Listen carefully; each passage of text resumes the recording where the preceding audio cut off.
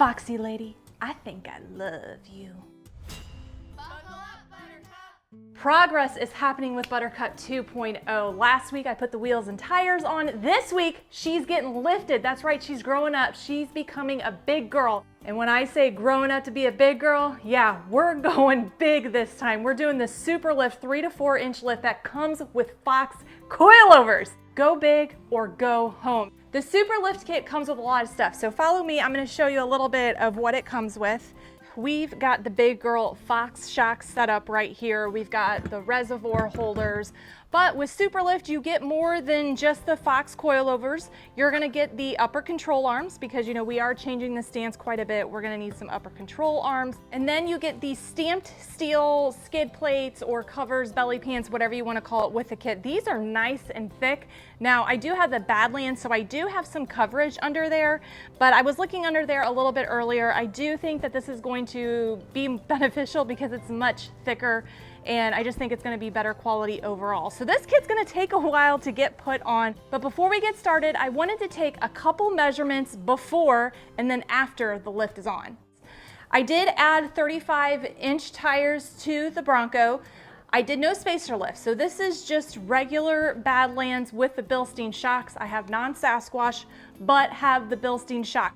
The lift kit claims 3 to 4 inches, so I just thought it would be a good idea to kind of get some pre-installed measurements so we can compare to after it's installed. In the rear, it looks like it's measuring at about 39 3/4. Your tire gap may be different than myself because I do have a 35-inch tire, but we're right at 6 inches here in the back. The front is about 37 3/4, which is about a 2-inch difference from the back. Don't let that shock you. That's pretty common. You got the weight of the front and everything, and that's why a lot of people choose to just do that 2-inch leveling kit.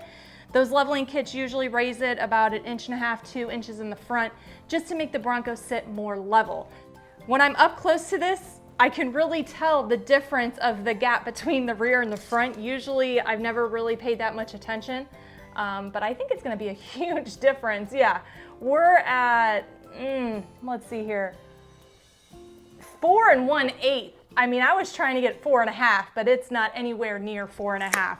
I do wanna measure the front for some ground clearance to see how much we actually gain.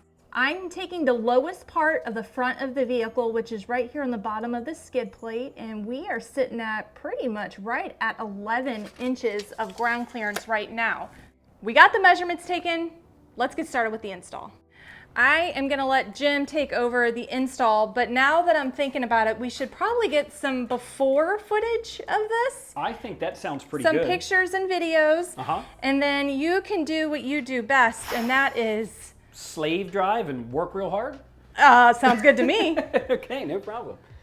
Man, look at that. It's slammed in the front. I'm kind of liking this lowered look though. We sure we want to raise this thing up? Yep. Okay, all right, no problem.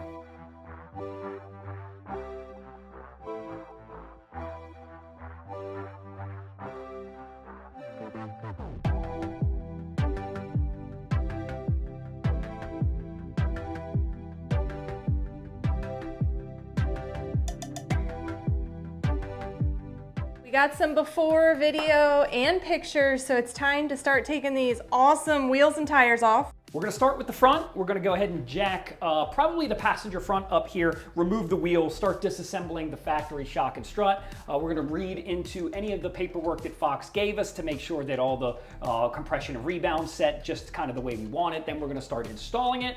It's gonna be a great time. Yes, just a recap for those of you that missed my wheel and tire video. I went with Brink 17-inch wheels, 35-inch tires. This is a 0 offset.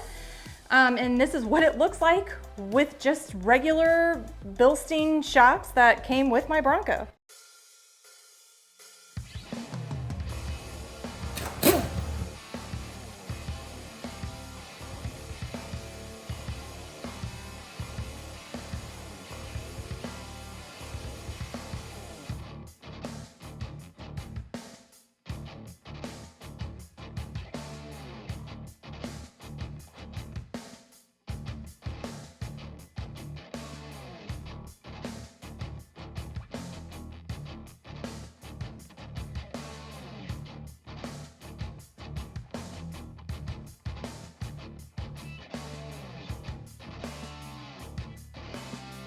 The Superlift is installed. I think it looks great. Let's take it outside and check it out. Then we're gonna go over the measurements and go a little bit more in detail about the lift and what we had to do to get this all set up correctly.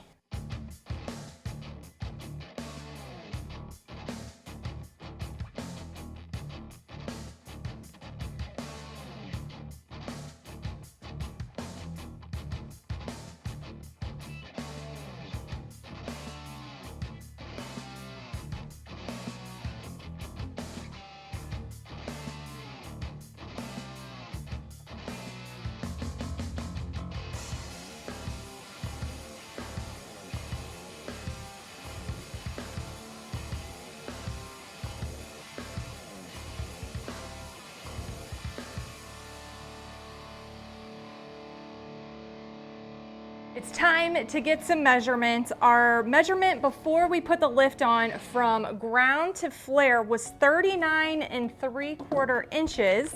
Let's see what it is now. We are now at 41 1/8. Our pre-installed kit wheel gap measurement was 6 inches. Now we are sitting at 7 3/8. Our measurement in the front was much shorter than the back because you have the weight of the vehicle. So we were at 37 3/4. Here I think is where we're gonna see the biggest improvement. I mean, I could just tell by looking at it, it's much higher. We are at 39 7/8, maybe 40 inches. So we are much more level now to the back. The wheel gap before was 4 1/8 inch. But now we have 6 1/4. So it's much bigger. It looks so much better. Before it looked like a lowered vehicle. I didn't like that. The final measurement we need to get is the front clearance part of the skid plate. All right, well, we got 13 inches. So a 2-inch difference than before. I'm pretty satisfied with the height at this time. Of course, the highlight of the Superlift kit is the Fox shocks. I mean, Fox shocks are the way to go, but there are other things that come in this kit that are really beneficial. One thing is it comes with 2 belly pans and a mount to mount those belly pans. So if you don't have a bad lance and you have no protection underneath the vehicle, this is great. It's gonna give you that added protection while going off-road. It also comes with a track bar relocation, which helps with the geometry of the vehicle. And then of course, I cannot forget, it comes with upper control arms. If you were just to buy the Fox shocks, you're gonna need upper control arms because your stock upper control arms are not gonna work. The Superlift kit does provide that as well. Now that we know our measurements and a little bit more details about the lift kit, I'm gonna go take this out for a drive to see how it is, and then we can talk to Jim a little bit about the installation and how we set up the Fox shocks. You know, I'm actually pretty shocked about how it dries because it dries just like stock. I would agree. I didn't know if it was gonna be stiffer. I never had, aftermarket coilovers on my Bronco. So I'm pleasantly surprised that it drives so good. I would say the only difference I notice is when you brake, there's a little bit more of a dip, which, you get more travel with these, which is why I guess we feel that. Well, yeah, absolutely. I mean, because this particular Fox shock setup has probably 3 or 4 additional inches of suspension travel in the shock itself. When we go to lock the brakes up, or I should say just hard braking, there's a big dip in the front, which is going to really benefit us kind of once we start getting off-road and all of that articulation. Also, these shocks are, forever adjustable with separate compression and separate rebound adjustments. So we can really dial this thing in to either be a nice, comfortable road-ready vehicle, or if we're ready to hit the trails, man, we can start dialing things in and really turning it up. Yeah, and this is just initial drive for, road use. I think we're really gonna see this shine once we take it off-road, but I think it's time to drive back home, and then it's time to go into details about how exactly you set this up. Sure thing. All right, Jimmy, tell us, what did you do? Okay, so right off the bat, I've done a whole bunch of these lift kits, and the first thing I can tell you is I'm getting way too old to be doing this on the ground, in a garage. With that being said, the install's not all that bad. I will tell you the hardest part of the whole entire job is getting the factory strut out. We did have a problem with the Bilsteins being able to remove the 2 factory dowels at the bottom that actually affix it to the lower control arm. If they come out, I mean, those whole struts will kind of pull out with a little bit of force. Unfortunately, ours did not, and my little tiny baby air compressor just, didn't have enough manpower to blast some things out. So getting the factory strut out was kind of an ordeal.